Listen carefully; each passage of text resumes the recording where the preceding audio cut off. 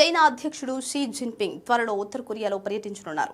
రెండు దేశాల మధ్య దౌత్య వ్యూహాత్మక సంబంధాలను మరింత బలోపేతం చేసే లక్ష్యంతో జూన్ 8, 9 తేదీలలో ఆయన ఉత్తర కొరియాలో అధికారిక పర్యటన చేయనున్నారు.